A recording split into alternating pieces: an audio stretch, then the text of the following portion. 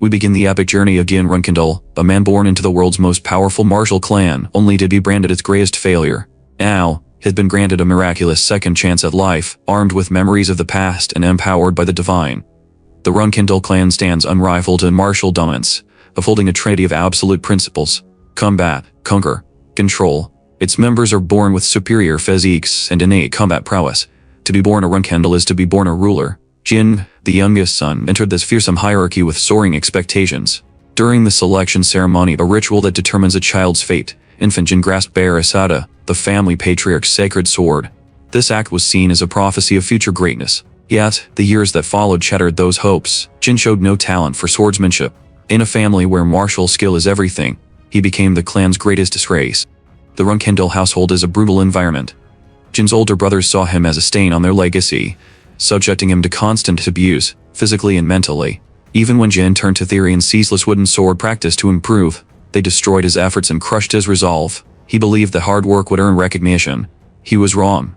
At 25, the Runcandels formally exiled him, yet his exile offered clarity. Freed from the clan's expectations, Jin encountered a magician who revealed a crucial truth. Jin possessed a rare, forbidden talent, magic.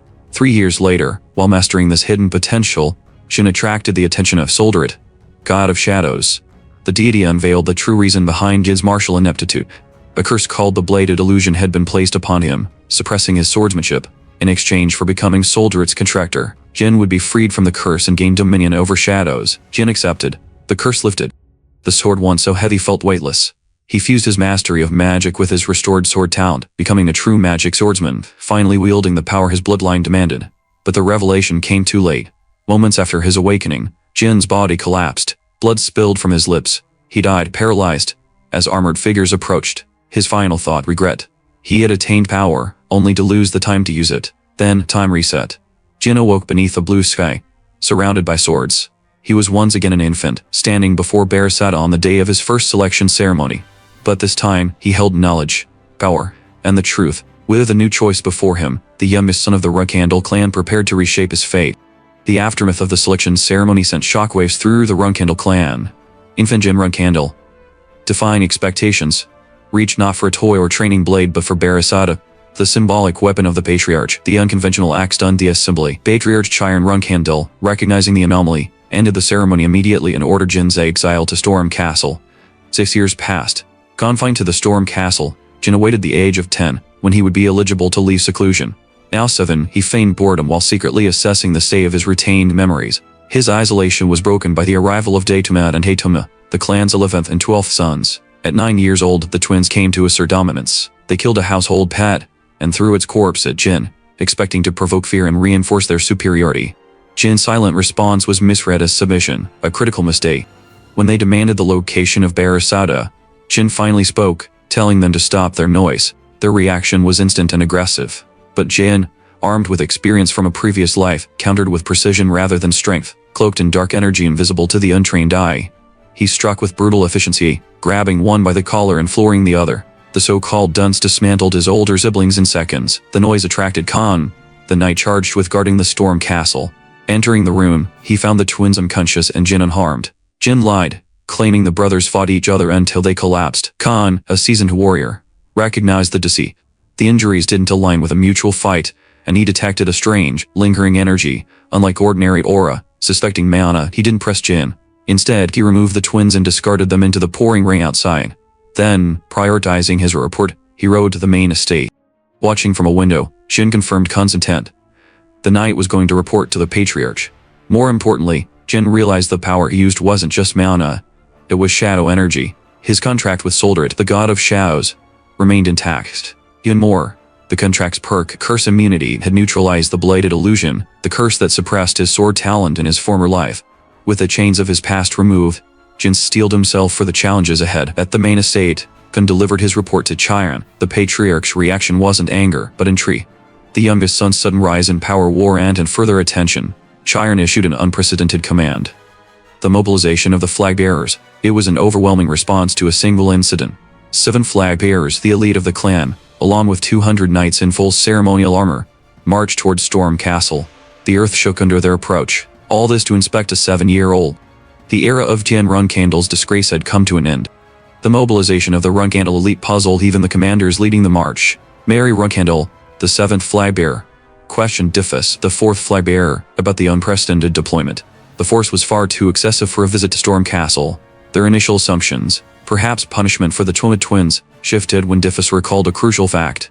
During the selection ceremony, Jin Runcandel had chosen Barisa, the founder's sword. This wasn't a routine inspection, it was an evaluation of potential. Inside Storm Castle, the center of all this commotion, Jin prepared. He analyzed the variables and concluded that Knight Kun had likely given a truthful report, not labeling the power as magic, but describing it as an unknown force. Jin understood that Heir Runcandel was not arriving to deliver punishment, but to investigate a phenomenon. When the patriarch arrived, he brought the full weight of the Runcandel presence. The castle gates opened, revealing Heir Runcandel surrounded by heavily armored infantry. No greetings were exchanged. With absolute authority, he summoned the twins. The interrogation was swift and unrelenting. Heir demanded the twins identify their mistake in their conflict with Jin. They failed. Instead of taking responsibility, they claimed they had been unfairly attacked with forbidden magic, an accusation that stirred unrest among the flagbearers. After all, magic violated one of the clan's core laws, but Chiron's judgment fell squarely on the twins, not for their defeat, but for their mentality. He declared that their mindset was unfit for survival as Runcandels. Dismissed in shame, the twins were cast out. Then Chiron called for Jin. Jin entered the hall and immediately assessed the man before him, not just as a father, but as a Jesus Knight, the being who had surpassed human limits to embody the pinnacle of Runcandel strength. In his past life, Jin had been invisible to this man. This time, he would be recognized. He knelt and addressed him as patriarch, not father. When asked why, Jin gave a logical reply. With over 100 clan officials and flag bearers present, this was clearly a military inspection, not a family reunion. His answer impressed Luna, the first flag bearer, and met Chiron's approval. The patriarch relaxed the formal address and repeated his question. What was the cause of the conflict? Jin answered with a single word: revenge. The bluntness of the reply silenced the room. Chiron processed the unexpected answer before ordering everyone to leave the hall. As the flag bearers agitated, they speculated that the youngest may have just passed a hidden test. Alone with his son, Chiron shifted to a more personal interrogation. He acknowledged Jin's strength, but raised the accusation of magic. He reiterated the clan's law. Magic was forbidden because it hindered the path to ultimate swordsmanship. If Jin had used magic, no forgiveness would be granted. Jin made his move. Denial was pointless against a Demeta, but framing was everything. He summoned the dark energy into his hands and feigned ignorance. He described it as something that existed between aura and magic, and asked Chiron to help him name it. Chiron, the strongest swordsman of the age, froze. His pupils dilated. What he saw wasn't some obscure spell. It was the power of Solderit, the god of shadows. More significantly, it was the same power once wielded by the Runcandel founder. This wasn't a violation of clan law. It was the revival of their origin. The moment the energy appeared, Heir Runcandel recognized it. It wasn't some mutation, it was the unmistakable authority of Solderit, the god of shadows. This power had not been seen in the clan since the days of the founder, Timur Runcandel. Chiron concluded that the deity was re-establishing contact with the family through the youngest child. Sensing opportunity, Jin tested the patriarch's ego against his reason. He asked if Solderit's power surpassed Chiron's own. The question caught the patriarch off guard. For the first time, the strongest swordsman admitted uncertainty. He had never faced a god in battle, yet the boldness of Jin's question pleased him. The conversation turned to intent. Chiron demanded to know how Jin planned to use this rediscovered authority. At first, Jin claimed he would wield it for the family's sake. Chiron dismissed the answer immediately, pointing to the ruthless beating Jin had delivered to his older brothers. That kind of brutality, he said, did not align with selfless motives. He demanded honesty. Jin complied. He would use the power for himself. This answer satisfied Chiron. In the Runcandel ethos, personal ambition was a reliable constant. He approved of Jin's honesty and declared he would monitor the boy's growth, officially recognizing him as his son. With the immediate danger behind him, Jin began gathering resources. A delivery arrived from Heir Runcandel, the 7th flagbearer, known as the Wind Fury. It contained a phoenix heart, a legendary item. Mary had intended to accelerate Jin's development, preparing him for future combat. But Jin saw greater opportunity. More than just a catalyst for fire resistance and physical enhancement, the phoenix heart was a core ingredient required to summon a phoenix, something only a 6-star mage could do. Jin used it strategically. He gathered his twin brothers, now thoroughly subdued by his earlier dominance, and offered them soup made with the phoenix heart. In return, he ordered them to perform manual labor. Under the cover of darkness, the twins dug in a specific spot on the estate grounds, unaware of the true purpose. Eventually, they unearthed a hidden subterranean chamber. Inside was a preservation capsule, and within it, a dormant figure. Using his knowledge of the future and the labor of his former rivals, Jin had uncovered the next critical asset. a being of shadow waiting to awaken. The labor contract between Jin and his older siblings ended in a show of ruthless wit. After the exhausting excavation, the twins demanded their reward. Jin upheld the letter of their agreement, but not its spirit. He served them the promised soup, but allowed them to consume it only by teaspoons. Their frustration was palpable. Powerless and humiliated, the elder brothers were forced to accept this mockery of payment. The hierarchy was cemented. Jin had used their strength to open the path forward and left them seething in defeat. With the site cleared, Jin returned under the rain to the sealed entrance. The barrier required magic. Channeling one-star magic, he released his mana and shattered the physical lock. Beyond the entrance lay the Runcandel secret storage, a vault of knowledge stolen from fallen clans, accessible only to confirmed flag-bearers. But Jin had something better than permission. Foreknowledge. He recited the verbal clearance code from his past life. Runcandel's child is here to console Murakan. The arcane locks responded, granting access to the clan's most forbidden archive. Within the vault, Jin found the living proof of a legend. Suspended in a stasis capsule lay Murakanen, the Black Dragon. Once defeated and sealed by the first patriarch, Murakan had been buried in myth. In his previous life, Jin had never even known this chamber existed. But now, instead of waking the beast, he focused on immediate gains. He located and studied ancient tombs from the Kunyan family, masters of swordsmanship and obscure magical theory. Unable to remove the books without triggering alarms, Jin returned regularly, painstakingly transcribing advanced 3-star magic by hand. That routine came to an end when the unexpected happened. Murakan awoke. It was a drastic break from the timeline Jin had once lived. Thinking quickly, he addressed the dragon as the family's guardian, a diplomatic misstep. Murakan reacted violently, his aura exploding with raw pressure. The title guardian was an insult, a fabrication of the Runcandel clan. He had not been sealed with reverence, but erased from memory and disgrace. Only the scent of shadow energy halted Murakan's fury. He recognized the divine essence of Solderit. When Jin revealed the shadow force in his palm, the shift was immediate. The once hostile dragon bowed to the god's authority, contained now within a child. Bound by an ancient pact, Murakan revealed his true form. A majestic black dragon, scales gleaming with power. He was not the Runcandel clan servant, but Solderit's friend and emissary. By sacred oath, he owed allegiance only to the god's contractor. Jin accepted. Introducing himself as Jin Runcandel, the 13th son, the former Alketh claimed the loyalty of a creature of catastrophic might. The balance of power had begun to tilt. According to official Runcandel history, the founder Tamar defeated the Black Dragon Murakan 1,000 years ago. The records claim the beast fell into eternal slumber after the destruction of Storm Castle. But now, hidden deep within the castle's secret library, that narrative was unraveling. Murakan was not only awake, but in human form, casually eating sweets provided by Jin Runcandel. Jin approached the interaction with clear intent. Information extraction. As Murakan struggled to recall the events surrounding his ancient duel with Tamar, Jin meticulously recorded every fragmented memory. Knowledge from the founder's era was a strategic asset no one else in the clan possessed. The dragon, in turn, began evaluating his new contractor. While Jin held the same pact with Solderit as Tamar had, his physical strength was still far from comparable, but Murakan shared a vital theological insight. Solderit, their patron god, was known as the Infinite. That meant the potential of his contractor had no limit. Training began immediately. Murakan introduced a technique known as shadow energy liberation. It required mastery over manual mana manipulation, something typically achieved only after years of development. Based on Jin's age, the dragon estimated a training period of 2 to 3 years. He was wrong. Tapping into his past life muscle memory and deep technical understanding, Jin accessed his mana circuit on the spot. What should have taken years happened in seconds. Murakan was stunned. This wasn't just a child with potential, this was a singular anomaly bypassing natural limits. Recognizing the boy's exceptional capabilities, Murakan proceeded to unveil the full extent of shadow energy liberation. Its metaphysical foundation was clear. As the primordial source of all shadows, Solderit's contractor held administrative authority over every shadow in existence. The demonstration left no doubt. In an instant, the library was swallowed by darkness, obedient to Jin's will. Elsewhere, the clan's upper echelons remained unaware of the storm brewing beneath their feet. Luna Runcandel, the strongest sibling, stood victorious on a distant battlefield. Surrounded by the aftermath of a completed suppression mission, she calculated a 4-month return to the estate. Yet her thoughts had already shifted. While her enemies lay dead at her feet, her focus turned to diplomacy, not war. She questioned her knights about the preferences of a 9-year-old boy.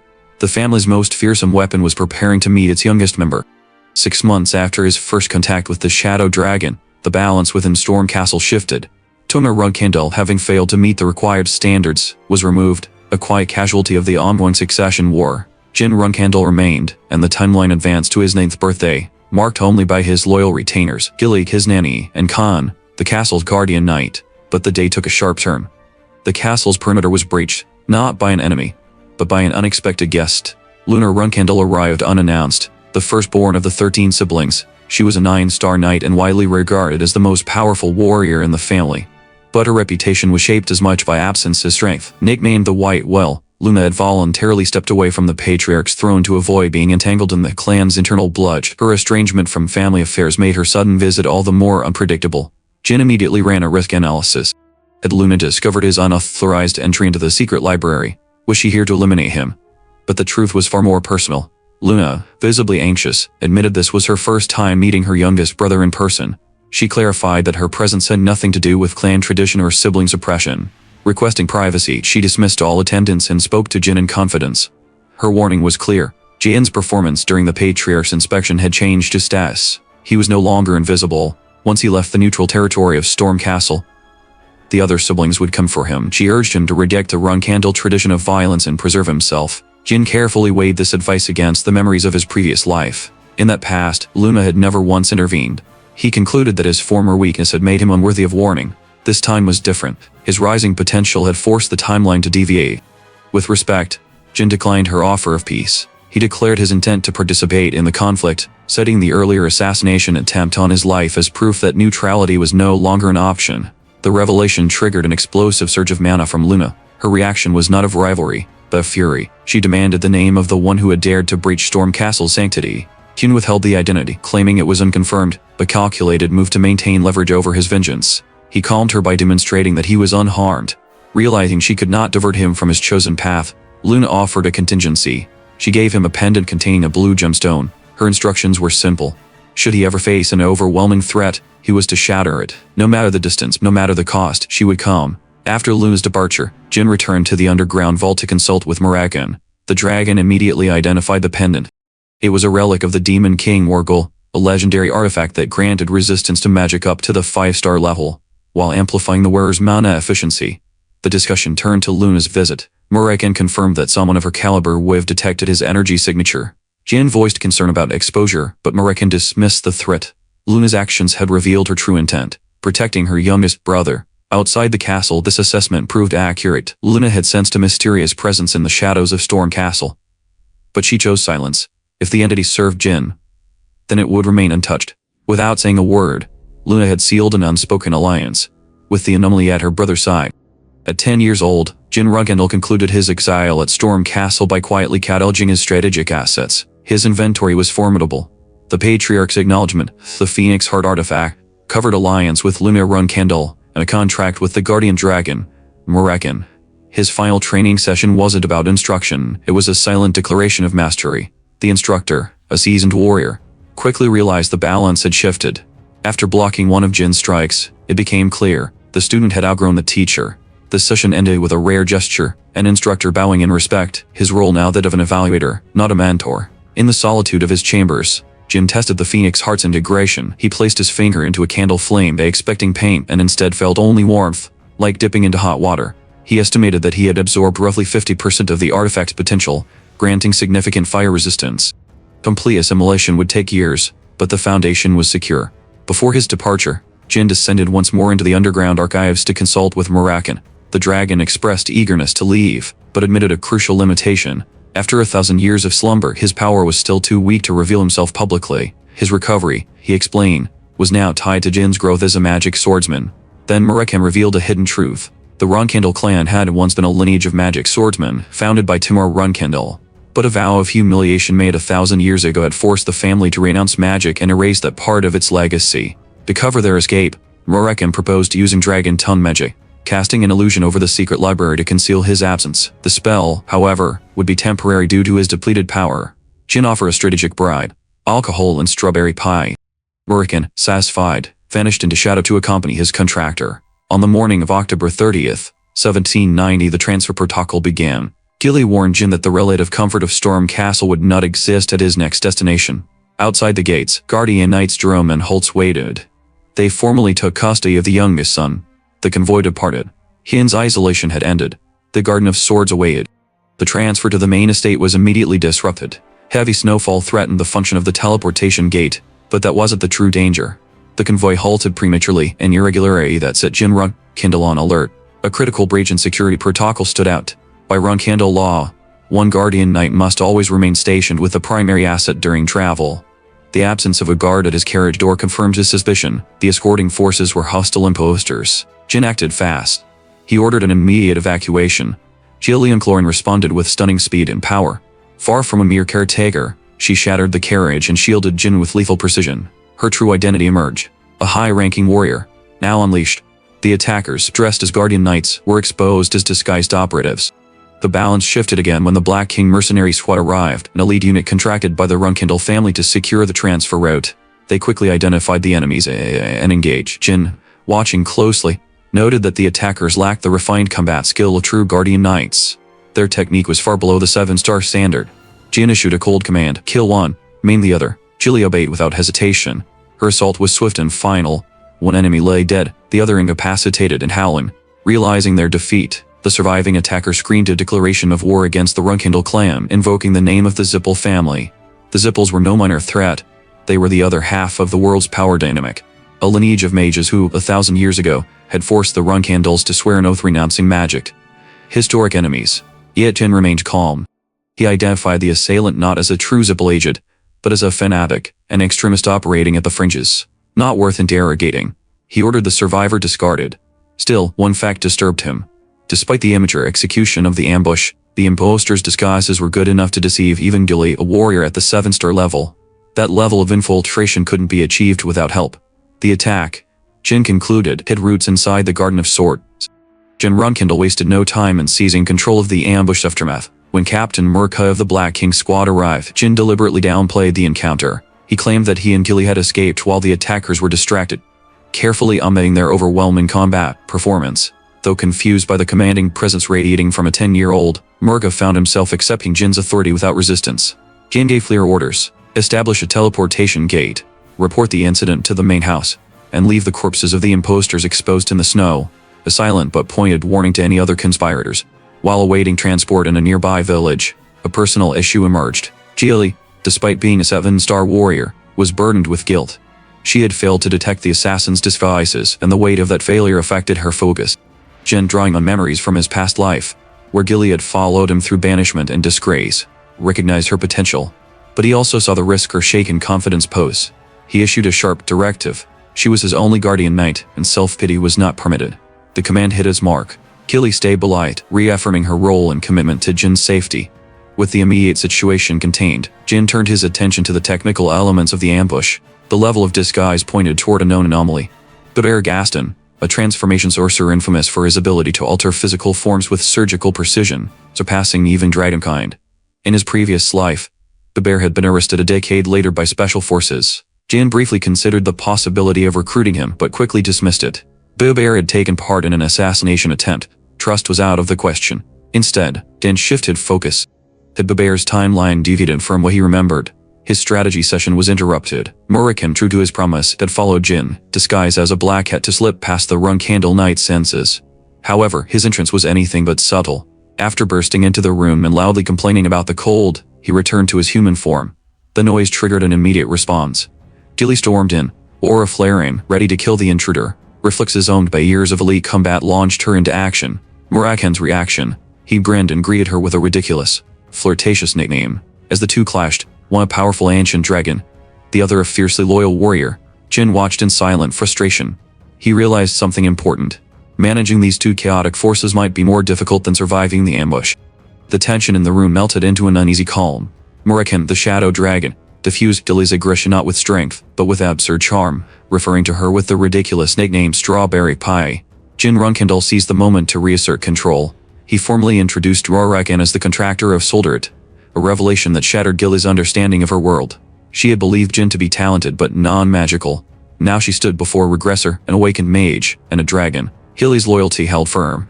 She absorbed the truth about the magic, the contract, and the dragon, and immediately pledged secrecy. The clan could not know. Murikan, returning to his feline disguise, tried to retain his dignity but stumbled during the transformation, proving even legendary beings aren't immune to awkwardness. Their inner circle was now complete: a genius swordsman, a loyal guardian, and a shadow-bound dragon. Together, they departed for the middle teleportation gate. The Runcandel name carried heavy prestige. Upon arrival, the gate administrators offered premium accommodations, isolating them from common travelers. As they waited for the teleportation cycle to begin, Jilly voiced concern. Murikan's erratic behavior or Jin's magical aura might expose them. Jin remained composed. His calm was tested immediately. The golden crest of the Zippel clan appeared. Fate had drawn two titans together prematurely. A pale-haired boy entered the VIP lounge. Jin recognized him at once. Thuridan Zippel. In his past life, Thuridan had been a distant Akon, a genius mage and heir to the Zippel patriarch. He was idolized by every aspiring mage, revered for both talent and virtue. But now, with the distance of time stripped away, he was merely a peer. Thuridan, unaware of the meeting's significance, approached Murikan in his cat form. The dragon, intolerant of being treated like a common pet, bit his hand. The Zippel guards reached for their weapons, but Thuridan stopped them. He understood the stakes. Attacking a Runcandel in a neutral zone would be diplomatic suicide. He turned to Jin and delivered a veiled warning. Had Jin been foolish, the guards would have acted and he would have lost fingers. It was advice wrapped in threat. Thuridan cautioned him not to act rashly when facing the Zippels. Jin answered with cold logic. With their fathers, Heir Runcandel and Celiac Zippel, risk Continental war over a quarrel between children? Of course not. The clans operated on a scale far beyond their hair's squabbles. Thuridan was intrigued. He had expected a blunt martial artist, not a calculated strategist. He acknowledged the bite, but Jin demanded immediate repayment, silence and distance until the gate activated. Thuridan smirked, noting that under different circumstances, they could have been friends or enemies for life. To Thuridan, their meeting was a game. To Jin, it was a warning. The teleportation sequence activated. As the magical light engulfed them, Thuridan called out a promise to meet again. Jin, carrying the weight of foresight, silently hoped they wouldn't. The light faded. The sterile luxury of the gate station gave way to the suffocating martial atmosphere of their destination. Pedro, a second-tier housekeeper from the main estate, greeted them with polished formality. Jin Runcandel stepped into the sunlight. Before him stood the heart of his clan's power, a field of blades, a bastion of legacy. He had arrived at the Garden of Swords. The Garden of Swords is the physical embodiment of Runcandel pride. Only those who have expended the family's influence are permitted to plant their blades in its sacred soil. In the previous timeline, Jin Runcandel had no such right. With no potential, his only dream was to one day die and be granted a plot of dirt in this garden. But that life had been erased. Now as Jin walks the path to the main estate, his inner voice no longer whispers of death, but of domination. He enters the audience chamber carrying a black cat. Before him stand Rozoy Runcandel the matriarch and Jin Runcandel the patriarch. Jin questions the presence of the animal. Jin immediately corrects the language. He didn't find a stray, he collected a subordinate. The phrasing amuses the patriarch. Tension rises when Jin assigns the creature name. Butterfly Runcandel. The room erupts. Siblings and retainers select protest. Naming an animal with the family name is a breach of tradition. But Jin isn't shaken. He uses the moment to draw a line in the sand. He takes full responsibility for the creature. Any insult to the cat, he warns, will be treated as an insult to him and answered accordingly. Chiron, amused, notes that Jin has a gift for making enemies. Jin replies without hesitation. He has a greater gift, for killing them. The patriarch laughs. The message is clear. Jin is no longer a helpless child. He is a rising threat. 4 years later, summer, 1794. Jin Runcandel is now 14. Officially, he holds the rank of a 2-star knight and is listed as a low-ranking cadet. Under the watch of Instructor Giron Altimir, the day's training concludes. While the other cadets scatter, Jin remains behind, isolating himself from his siblings' scrutiny. He is approached by Belop Smits, a 13-year-old commoner and cadet in the Guardian Knight program. Belop is failing his evaluations. Insecure and defeated, he sees himself as an outsider with no future. In the original timeline, Belop was abandoned by the Runcandels and defected to the rival Heir clan, where he became a brutal warrior known as the Mad Dog. But this time, Jin sees the spark before it becomes a blaze. He offers Belop a meal and a few carefully chosen words. He reframes Belop's position, not as failure, but as proof that he is already above most of the world. A small, strategic investment to rewrite the boy's future and anchor his loyalty early. Afterward, Jin leaves the refectory to reassess his own progress. His internal stats are promising. Shadow Energy Liberation, 2 stars. Mana, 4 stars. Swordsmanship, 2 stars. Projected swordsmanship growth, 3 stars within 2 years. But before he can move forward with his own plans, he is intercepted. Luna Runcandel, the eldest sibling, arrives unannounced. She initiates a private session, but her training isn't part of the standard curriculum. Luna instructs Jin to abandon external perception. He must see with the heart's eyes. The analytical phase ends. The esoteric training begins. Luna Runcandel imposed a training curriculum that ignored conventional progression. She commanded Jin to use the mind's eye, a sensory technique typically reserved for 7-star knights. warriors with aura dense enough to scatter energy and perceive their surroundings with supernatural clarity. Hien, currently a 2-star knight, understood the instruction was impossible by textbook standards. But instead of resisting, he chose faith over logic. He closed his eyes and focused on absorption. Not accomplishment. There was no breakthrough that day, but Luna was impressed. She noted that Jin's concentration already surpassed what was expected from someone at his level. She projected he would master the technique in a few years, unaware that her student was already calculating shortcuts toward greater power. From the private garden, Hyun returned to the general training grounds. The atmosphere was tense. The instructor announced that today's sparring evaluations would heavily influence each cadet's future placement as guardian knights. Then a twist. A direct order from Lady Rosa Runcandel had raised the stakes. If Jin secured 10 victories, he would bypass standard progression and be promoted directly into the intermediate rank training group. Tension spiked. Jin noted the fear in the room, especially in Belop's midst. The insecure trainee at once helped. The pressure of the Runcandel name bore down on everyone. The format was simple. 10 of the strongest cadets would face Jin in succession. One by one, the gauntlet began. Jin dismantled the first 8 challengers with precision. They were competent, but none could match his blend of strength, experience, and strategy. Then came the 9th opponent, Misa Milkano. An elite trainee, she was projected to pass every exam with top marks. She was the gatekeeper of the trial. From the start, Misa's strength and speed matched Jin's current limits. A prolonged fight would carry risk. Jin switched tactics. Instead of complex techniques, he shifted to simple, repeated strikes. Misa misunderstood. Interpreting the simplicity as fatigue or arrogance, she escalated her offense. But every one of Jin's strikes landed in the same exact spot on her wooden sword. She didn't notice the trap, until a snap. Her weapon shattered at the stress point. Disarmed, she stood in stunned silence, realizing she'd never been the target. Jin had aimed to break her weapon, not her body. He had won not with force, but with calculation. That victory echoed. The 10th opponent, watching Misa's downfall, was already shaken. Fear distorted their judgment. Jin claimed his final win with ease. The instructor confirmed it. Jin Runcandel was officially promoted. But he wasn't done. With 10 minutes left in the session, Jin invoked his right to choose a final spar. But he didn't call on a rival. He chose Belop's Mitz, the weakest cadet on the field. This wasn't for practice. It was a correction. Though the training session had formally ended, Jin Runcandel exercised his right to demand one final duel. His chosen opponent, Belop's Mitz, a cadet defined by nervousness and apparent incompetence. To the other trainees, the decision reeked of cruelty, a prodigy targeting the weakest for spore. Then the duel began. Jin launched into a relentless offensive, striking with cold precision and calculated aggression. When Belop managed a clumsy block and muttered a shaky thank you, Jin responded not with praise, but with punishment. Exploiting the opening, he struck Belop down instantly. Standing over the fallen cadet, Jin delivered a chilling ultimatum. I could have killed you just now. I will offer mercy only once. The intensity of the moment shattered something inside Belop. As he staggered to his feet, his wooden sword began to glow with a faint golden aura. Around the arena, instructors froze. Aura, true aura, was a power no first-year cadet should be capable of manifesting. Panic rippled through the staff. They rushed to intervene, fearing Jin was moments away from being struck down by now unleashed prodigy. But Jin stopped them with a single command. What happened next, he said, must never be spoken of again. This was Belop's awakening, and no one would steal it from him. With the tension at a breaking point, Jin taunted Belop to stop holding back, and the mess cracked. Gone was the trembling cadet. Belop attacked with intent, every swing of his sword fueled by raw aura and repressed instinct. As their weapons clashed, Jin confirmed his suspicion.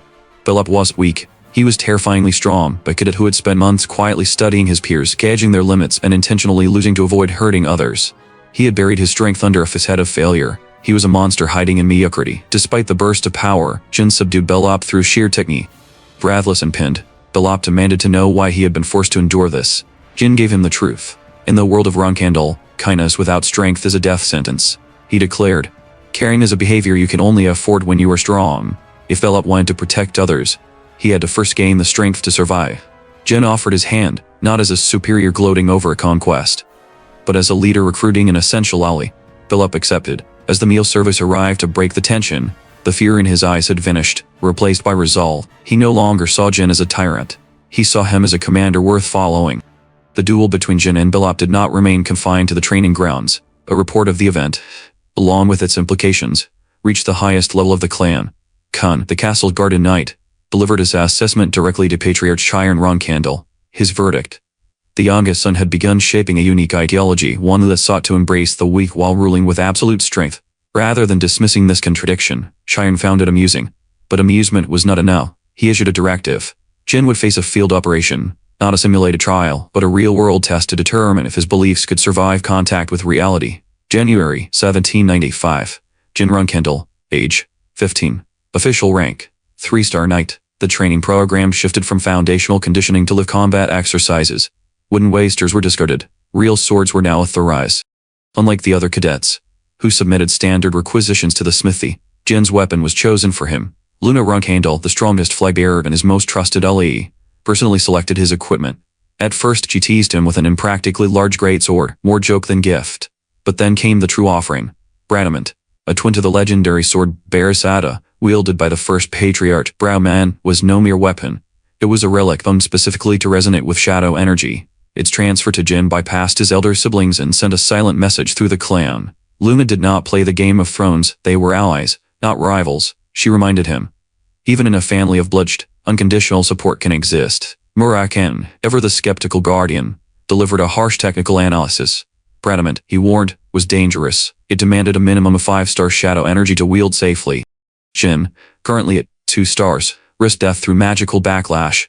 The debate escalated until Jin exploited Murakan's weakness, his beloved collection of trashy leisure novels. Leveraging this guilty pleasure, Jin secured the dragon's reluctant approval. Their argument ended only with Killy's arrival, redirecting attention to more urgent matters. Instructor Garan summoned Jin to headquarters. The Patriarch had approved his deployment. A squad of 10 cadets, Jin among them, would be sent on a search operation along the southern border of the Jin kingdom. But the mission smelled of misdirection. The area bordered the territory of the White Wolf tribe, a known threat far above cadet level. A look at the roster confirmed Jin's suspicion. The team included low-ranking cadets, including the recently defeated Belop. This wasn't training, it was a trial. A carefully engineered scenario, orchestrated by Jin Runcandel himself to test Jin's conviction. Well, he still protected the we when surrounded by real enemies. He understood the message, and he accepted the challenge. 3 days after deployment, Jin Runcandel and his unit established a forward operating base near the southern border of the Jin kingdom. His first act was to dismantle the remnants of noble hierarchy. He refused the title of young master, replacing it with the operational code name, Commander. This wasn't vanity, it was structure. The message was clear. In the field, discipline outweighed birthright. Initial reconnaissance revealed their surroundings were occupied by the Watertail tribe, a peaceful species. With this intelligence, Jin diverted all patrols away from White Wolf territory, a high-risk zone, replacing risk with precision. The mission advanced with unlikely ease. Too easy. Jin sensed the calm was artificial. His suspicions proved correct when Belop's reported a critical failure. The second squadron had been ambushed and scattered. Jin conducted an immediate field analysis. There were only 3 attackers, but they'd managed to rout an entire Runcandel trainee squad. Blood trails confirmed injuries, yet there were no bodies. Even more unsettling, discarded medical supplies at the scene. The enemy had treated the wounded before taking them. This wasn't random violence, it was targeted abduction. The tracks led west. Jin mobilized for pursuit. Upon intercepting the enemy's rear guard, Jin discovered Cadet Miza was missing. The enemy had reinforced their numbers. To protect the secrecy of his abilities, Jin ordered Belop to close his eyes. He then activated shadow energy. His blade vanished into silence, dark mana cloaking it in death. The ambushers were eliminated with surgical precision. One remained alive. Under threat of execution, the captive revealed their affiliation. Kinzalo. That name sparked a warning in Jin's mind. In his previous life, Kinzalo had been a revolutionary terrorist group responsible for mass killings and political assassinations. They cloaked their horror in ideals. Now, they were targeting female cadets for propaganda purposes. The prisoner disclosed that the main Kinzalo force, a 20-man unit of 4-star combatants, was stationed at the edge of Beastman territory. The situation was grim. The cadets, analyzing the odds, urged retreat. They were basic trainees, facing 20 elite enemies with suicide. They pushed for reinforcements. Jin rejected the idea. To abandon a comrade is a stain on Runcandel pride. He declared his strength outpaced their calculations. He issued his final orders. Belop would lead the squad back to base, and Jin, he would advance alone, to lay siege to the Kinzalo stronghold. Jin Runcandel approached the Kinzalo stronghold with surgical precision. His objective was clear. Rescue, not annihilation, but tactical skin confirmed the threat. 24-star combatants. By comparison, Jin's current metrics, 3-star swordsmanship, 4-star magic, 3-star shadow energy, and the direct clash would be suicide. So he chose infiltration. Using wind tracking magic, Jin mapped the terrain and evaded enemy patrols with ghost-like agility. His first skirmish exposed a fatal flaw in Kinzalo's doctrine. They recognized the Runcandel uniform and assumed they'd face traditional swordsmanship. They were unprepared for a Runcandel who cast magic. Jin exploited this tactical blind spot. He cycled through elemental spells, fire to disorient, ice to breach defenses, and dismantled the unit before they understood what was happening. Analyzing the compound, Jin deduced that a hierarchical organization like Kinzalo would keep high-value captives near leadership. He targeted the central command posts, launching a massive fire offensive to fracture enemy lines. The blaze spread rapidly, forcing commanders to redirect forces for damage control, opening a security blind spot. Jin slipped inside the burning structure and found Misa Milkano in a basement cell, alive, but barely conscious. Standard protocol dictated that compromised assets should be abandoned. Misa invoked that rule, insisting Jin leave her behind. He didn't hesitate. Jin rejected the obsolete logic and severed her bindings. Extraction began. Their escape met a new threat. But beastmen from the White Wolf tribe, far beyond the cadet level, intercepted them. He had already executed his own men for incompetence and now blocked Jin's path with predator confidence. Misa, sensing the power gap, tried to sacrifice herself. Jin silenced her with a precise blow, knocking her unconscious. Then he stepped forward alone. The beastman demanded a name. Jin answered without fear. I am Jin Runcandel, son of Chiron. You face the apex of human swordsmanship. Permission intelligence had warned Jin Runcandel of a specific limitation in his training. Attempting to awaken his sword while saturated with shadow energy would result in a near-lethal state of intoxication. The shadow entity within him had made it clear his current mastery was insufficient to withstand the release without catastrophic backlash. Jin had acknowledged the risk. Now, standing before him, was Quadet Truka, a warrior of the White Wolf tribe, a beastman equivalent to a 6-star Kumbang. Clan archives described the White Wolves as sworn enemies of Runcandel, ever since Chiron Runcandel executed their deity, Heir.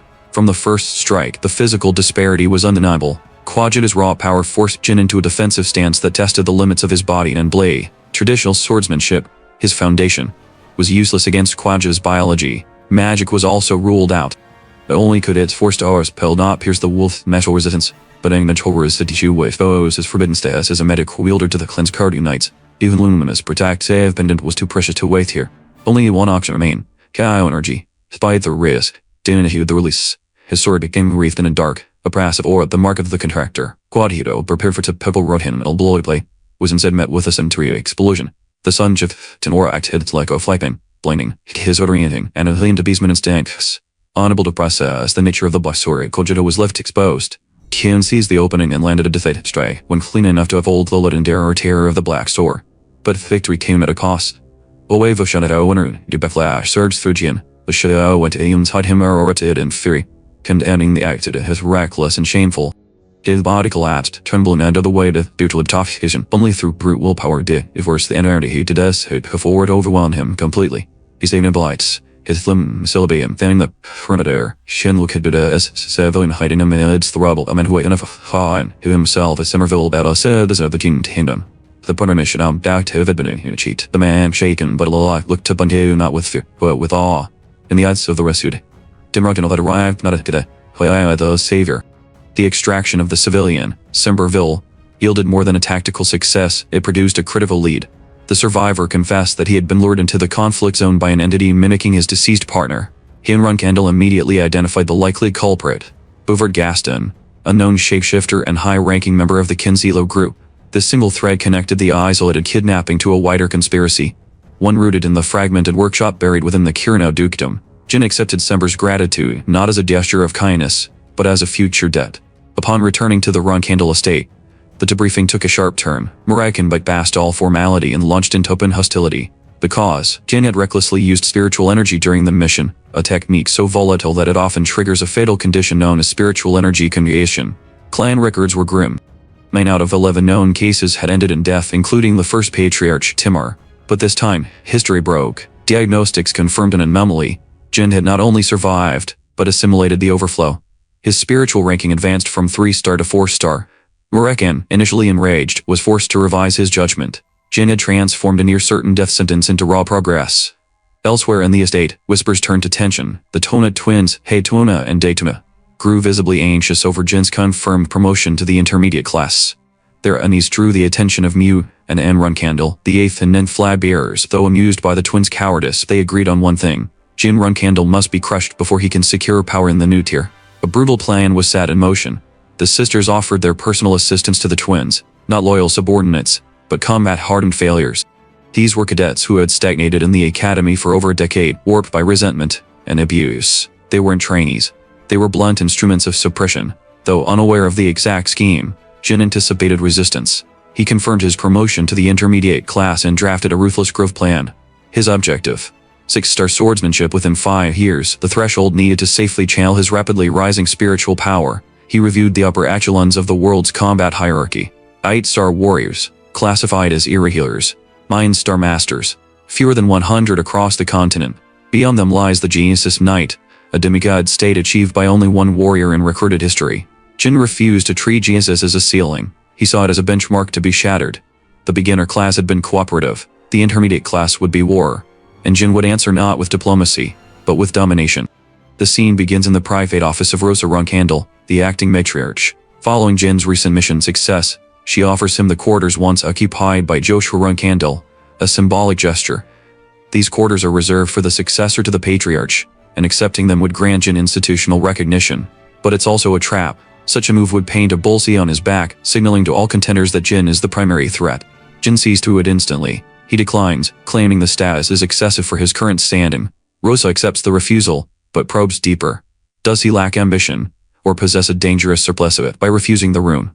Jin sidesteps attention while still ascending. Rosa's test is passed, not through obedience but through strategic humility. The intermediate class begins. With his promotion secured, Jin moves to brief his loyal subordinates. He instructs them to operate in units of 3, anticipating hazing and infighting. The intermediate class is overseen by elders at Runcandel, the patriarch's brother and an 8-star knight. The environment is brutal. 10 new cadets have entered, 27 have already been expelled. It sets a single rule: all conflict short of murder must be resolved by cadets themselves. The welcome is predictably hostile. The Toma twins, in alliance with Jin's older sisters Miu and Anne, enlist a senior cadet, Jin Romelo, a decade stagnant failure warped by resentment. Jin is deployed as a blunt instrument to shatter Jin's momentum. They begin their intimidation using the Runcandel chant, expecting fear. Instead, they get steel. Jin's preemptive strike. Jin ignores the posturing. He walks straight into enemy territory, bypassing protocol and expectation. The Toma brothers brace for words. Jin draws his sword. In one clean, ruthless motion, he slashes Jin Romelo across the chest. AO warning. No duel, just action. As Jin collapses, Jin calls for a medic and only then asks his name. After the strike, he claims he sensed bloodthirst, framing the act as self-defense. The Toma twins are stunned. Their proxy has been shattered before the game began. Jin silences their protests and offers them a duel. Later, he declares Jin now belongs to him, a subordinate requiring discipline. Then, he escalates further. The battle for hegemony begins. Addressing the entire class, Jin declares that this was not random violence, it was the opening move in the battle for hegemony. He announces himself as Jin Runcandel, 13th son of the patriarch, and warns, any cadet who shows even a flicker of hostility will be cut down like Jin. The arena freezes. But elders at Runcandel steps in, releasing pressure that stuns the formation. He demands to know what gives Jin the right to act with such arrogance in the presence of an elder. Jin's response is audacious. Because my true opponent was at the Toma faction. You. The words bring everything to a standstill. Dead charges his palm with lethal energy. He offers Jin one final condition. Justify the logic behind his claim, or die where he stands. Jin Runcandel meets Elder Zed's threat of execution with chilling calm. He doesn't deny the offense, he explains it. If there had been even the slightest chance of victory, he says he would have challenged Zed directly, skipping over the Toma twins entirely. He didn't act out of respect or restraint, he acted out of strategic calculation. Zed presses further, questioning whether Jin values his life considering the sheer difference in power. Jin's answer is sharper than any blade. To hesitate in the face of overwhelming strength, he says, is unworthy of a Runcandel. Caution born from fear is cowardice. His words, audacious and sincere, cut through the hierarchy. Did laughs. He dismisses the threat, acknowledging Jin's fanaticism for the sword as authentic Runcandel spirit. The cadets are dismissed. Jin turns to the Toma twins and leaves them a parting shot.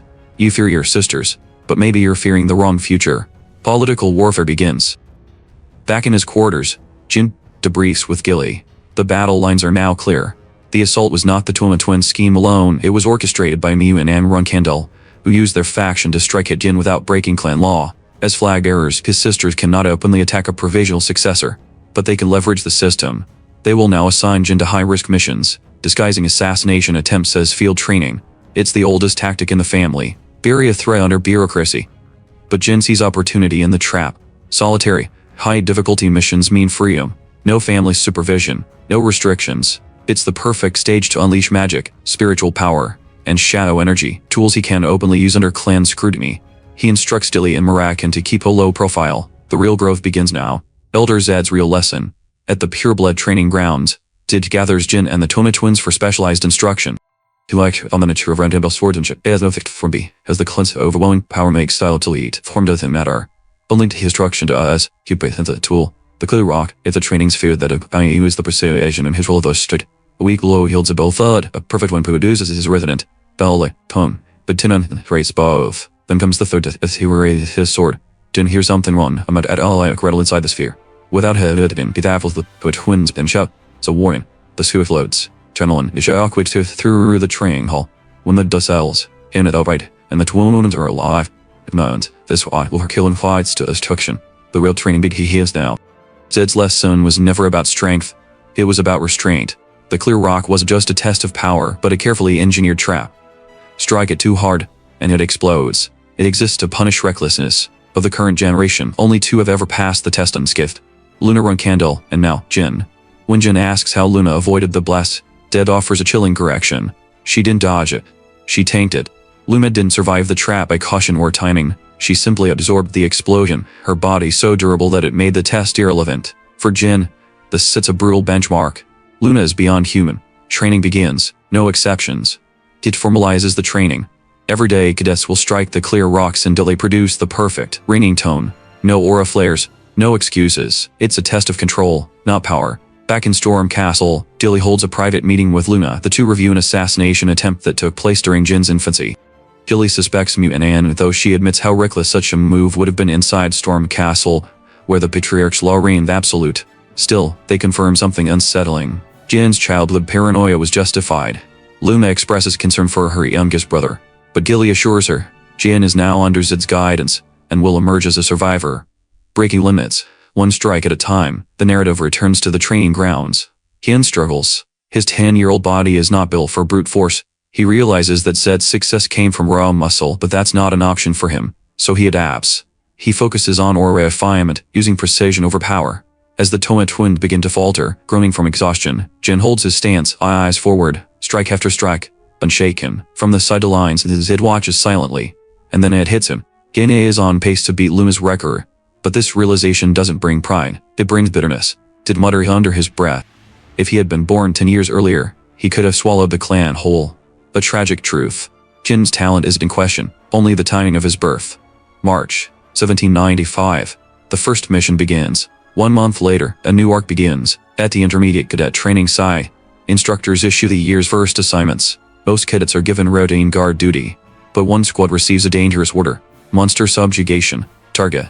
25 organized orcs. Location. Unprotected zone. Kurino dukedom. The mission stuns the squad. Orcs are mindless beasts. They're coordinated, intelligent, and brutally strong. Tension builds. But Mizumilko steps forward. We are Runcandels. Either we crush our enemies, or we are crushed. Her words burn through the fear. She reminds them, success is not optional. In this clan, results are survival. A new threat looms. Meanwhile, Jin makes a critical breakthrough. He locates the contractor of the God of Time. But her reaction to meeting him is unexpected. Far from cautious. She's enthusiastic, something Jin hadn't accounted for. The deeper conspiracy tied to the Zibble clan continues to unravel, and now, with a divine ally added to the equation, Jin must decide, can he protect her, and what will it cost him? Don't forget to like and subscribe to stay tuned for the rest of the story.